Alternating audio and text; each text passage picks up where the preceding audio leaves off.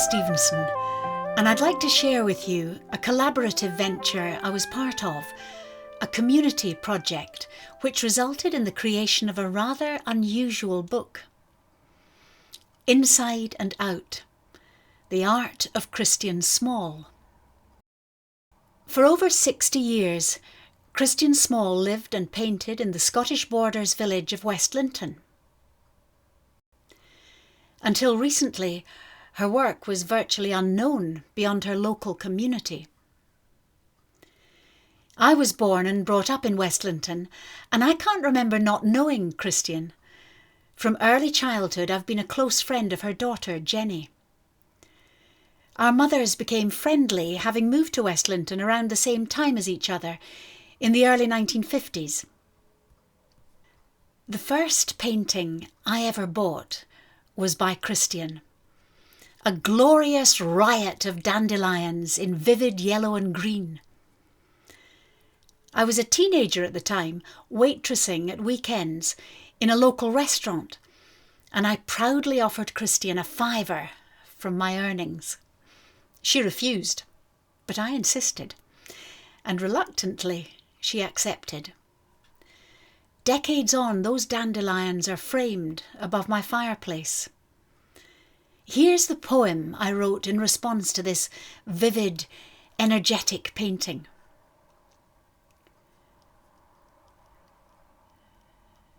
Dandelions. You clamour at my retina, a cascade of cartwheels demanding paint from my palette, 5 noisy suns bursting from earth like children let out when the school bell rings.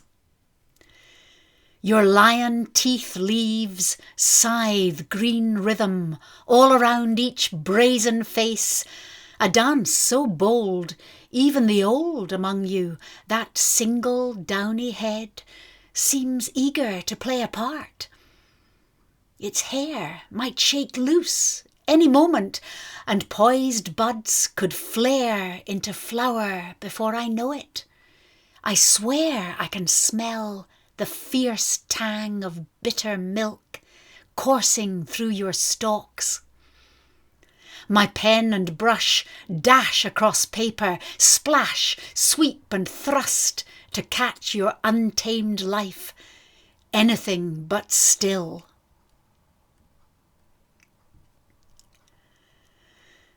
Christian was born in 1925 in Dundee, the youngest of 2 children, daughters, growing up in the shadow of 2 world wars.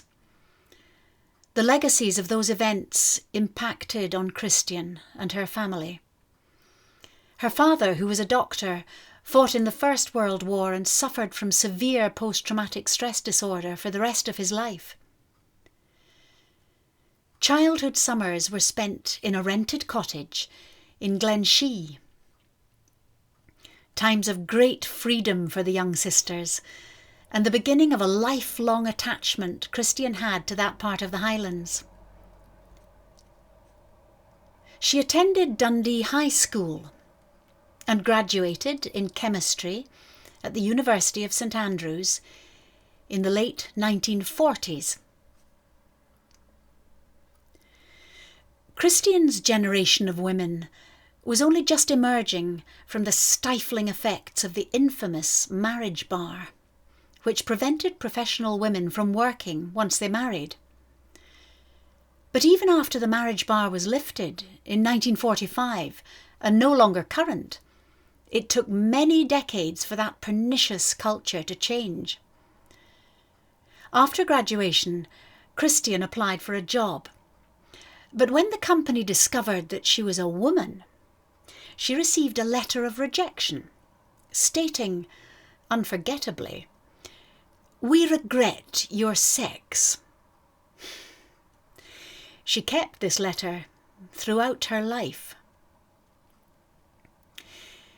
Not long after this episode, she married and had 5 children in quick succession. Christian's mother and her mother-in-law both moved to the village and helped out with the young family.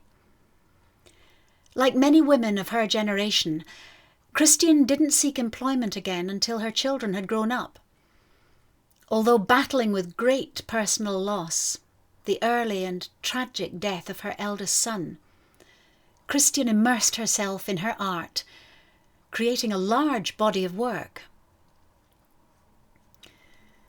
Paintings of domestic objects, portraits, flowers, lots and lots of fruit, and the local landscape of the Pentland Hills, where she loved to walk. Here's another of my poems from the book. In this one, I'm imagining Christian as she's painting, thinking of the son she lost. Boy among the pines. Those old Caledonian pines on winter hills bring comfort. Steadfast, evergreen, they'll outlive us all. So I'll place a boy there, emblem of the ephemeral, for my 3 living sons, and the one who left too soon, leaning solitary, yet carefree, against the tallest tree, dressed in red, a heartbeat to animate the scene. Although she never studied art full-time at degree level, Christian attended art classes in the village. All who knew her in those classes were aware of and commented on her outstanding ability. Her marriage didn't endure. She divorced eventually, and once her children were independent, she attended part-time classes at Edinburgh College of Art, under Sir Robin Philipson. Here's a lovely image she created from those Edinburgh Art College days, and my accompanying poem.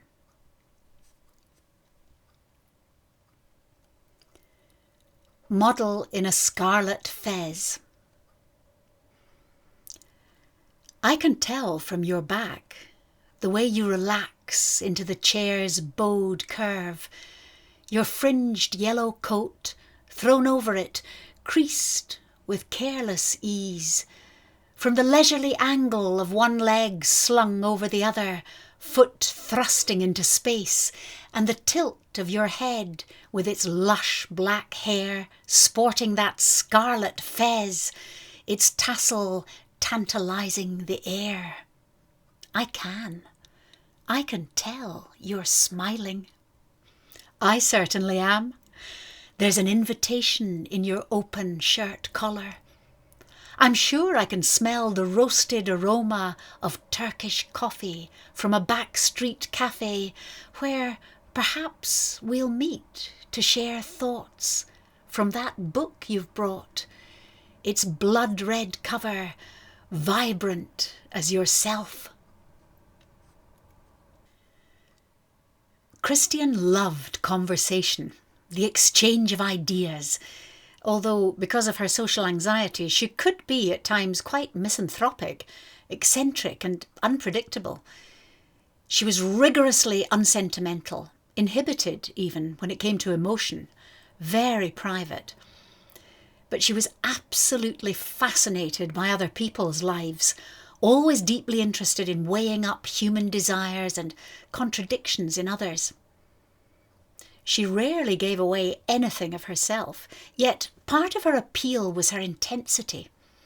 Incapable of engaging in trivial chit-chat, she loved to talk ideas with people of any age group, art, literature, ecology and politics. I remember her household at Yarrow Cottage when her children were still young, a traditional 2-up and 2-down house, jam-packed with children, the sitting room doubling as the parental bedroom. Occasionally, if she was in the mood, she'd invite me into this intimate space with its cosy open fire.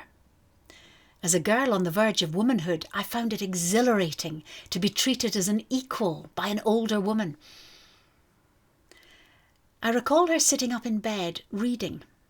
I'd have been about 12 at the time, I was keen on drawing and painting and sewing, and admired Christian's colourful patchwork quilt which lay on the bed.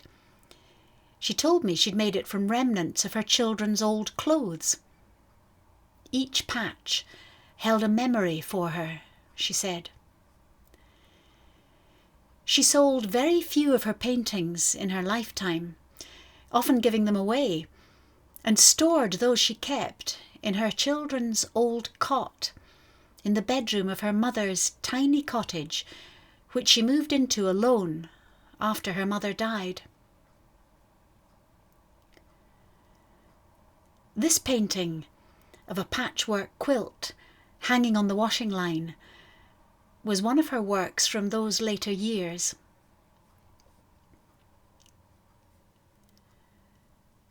Patchwork quilt.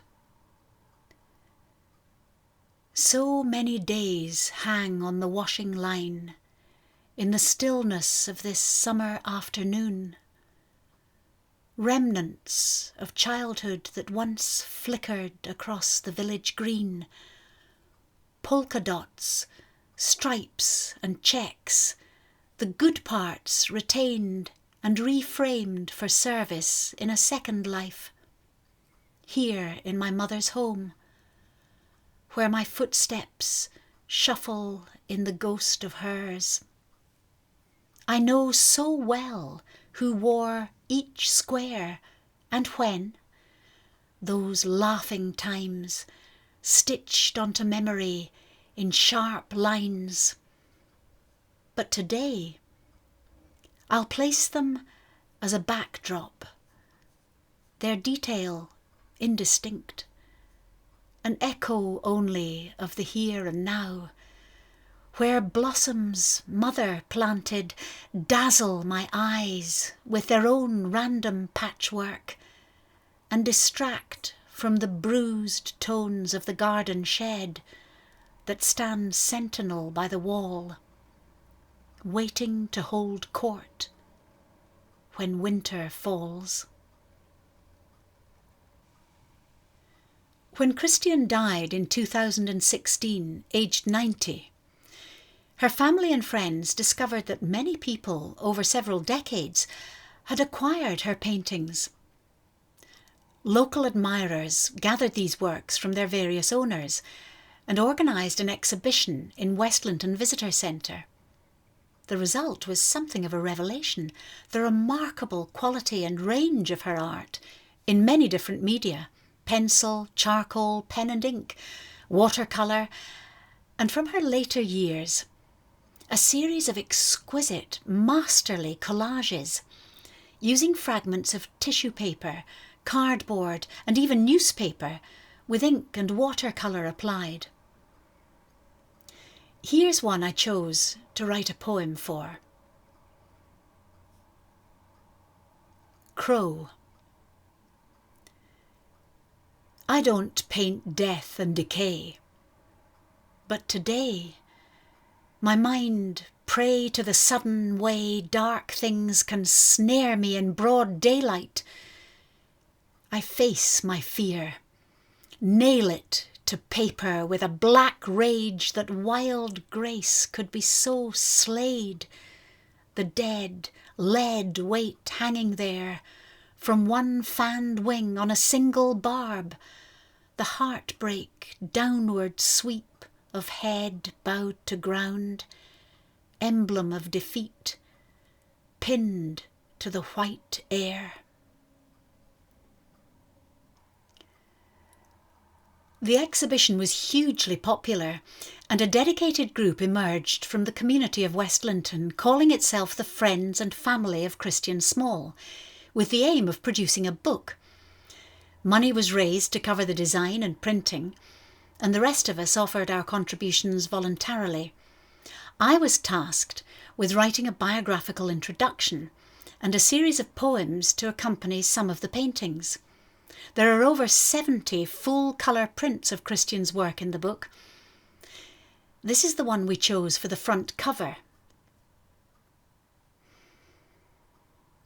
Christian loved to paint fruit, particularly pears, And we felt that this slightly quirky image, 5 pairs sitting inside the house on the window frame, with a view of snow in the garden outside, expressed essential aspects of Christian's work, a duality at the heart of it, a calm exterior, belying an inner turbulence.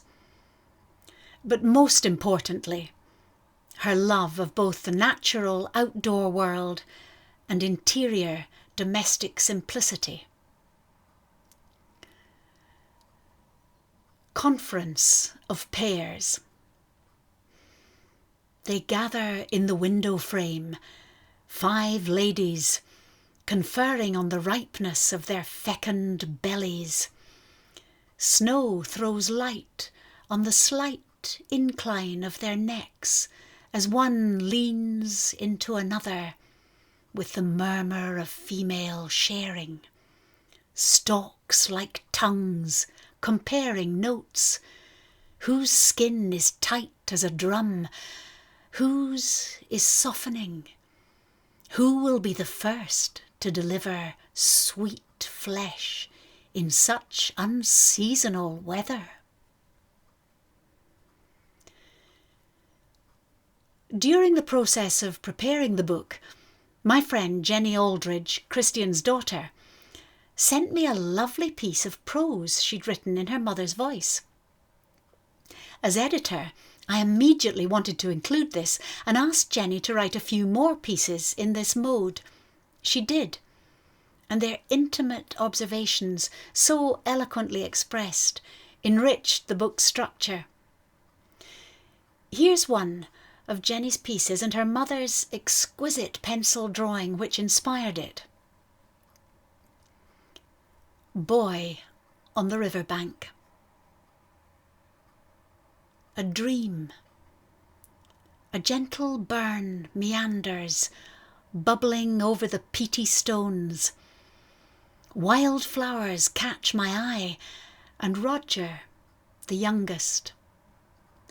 Did he really lie there as I drew him? I forget now, but the image rests on my eye as quiet perfection. A single Scots pine, a rocky outcrop, sheep and birds in the distance. I look, and I can smell the warmth, hear the water and the crackle of the plants as they dry and expand in the sun.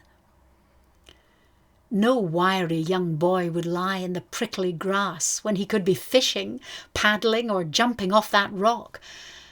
So, yes, an idyll, composed of the many parts that make my love of this rough border country so deep, and the realization that my exploration is tied up in motherhood.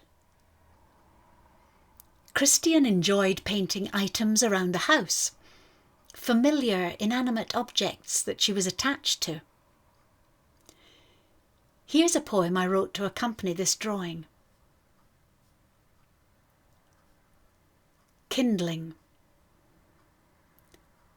Gathered sticks, cradled in woven willow, wait by my hearth.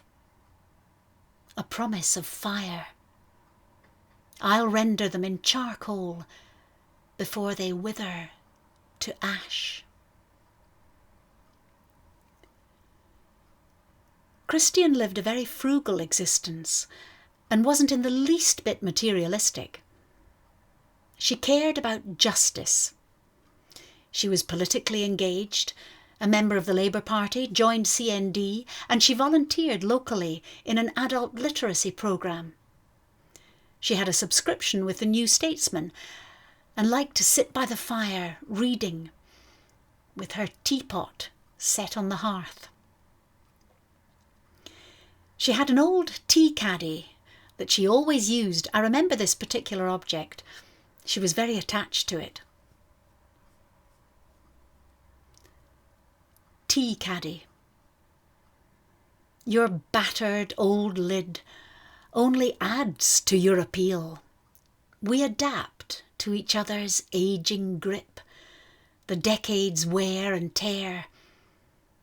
There's comfort in the way you offer familiar resistance, and in your ritual release of scented loose leaf, always scooped with the same engraved silver spoon.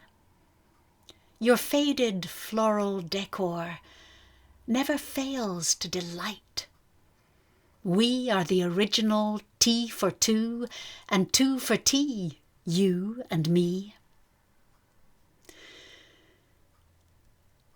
Christian had an impressive economy of style, apparent in the next lovely watercolour I'll show you, a winter scene where she leaves much of the paper blank to render the impression of snow. Such exquisite minimalism called for economy in poetic form, so I wrote a series of haiku to accompany this lovely painting. Haiku being a traditional Japanese structure, a single stanza of 3 lines, 17 syllables in all, 5 in the first and third line and 7 in the second line. In the last line of the final stanza, I break the rule and add an extra syllable to give a gentle flourish, a sense of conclusion. Rose stalks in snow. My line marks absence, the long lack when sap lies low and only thorns show.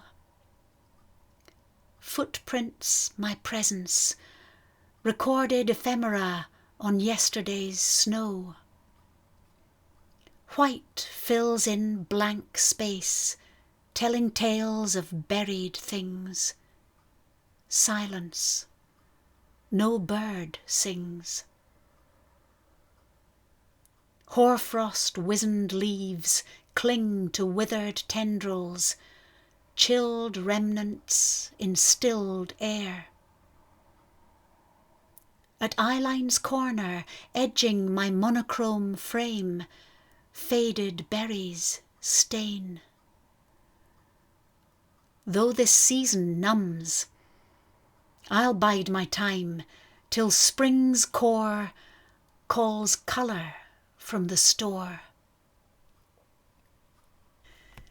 There's a happy epilogue to the story of this book's journey. Copies flew off the shelves. We sold the whole print run of 500 copies in 10 weeks. The money from sales funded an art project in Westlinton Primary School. A professional artist, Deborah Campbell, was employed to work with the pupils, taking them out of doors to paint in the local landscape in which Christian had painted. They worked in a variety of media, as Christian did, inspired by her techniques, including appliqué, and produced a lovely panel in felt and embroidery which hangs in the school entrance hall. This was inspired by one of Christian's appliqué works, a piece in which she incorporated several scenes of the village of Westlinton, which her family made available to the school while the pupils were working on the project. Long after the book had sold out, many people were still asking for copies. I then approached Jean Findlay of Scotland Street Press. I'm glad to say a second edition was published under this imprint, so our book has been given the chance of another life, which it's still living. I've introduced you to only a fraction of its content here, but I hope I've whetted your appetite through these beautiful paintings and some of my poetry to find out more about Christian Small, a remarkable artist whose work deserves recognition.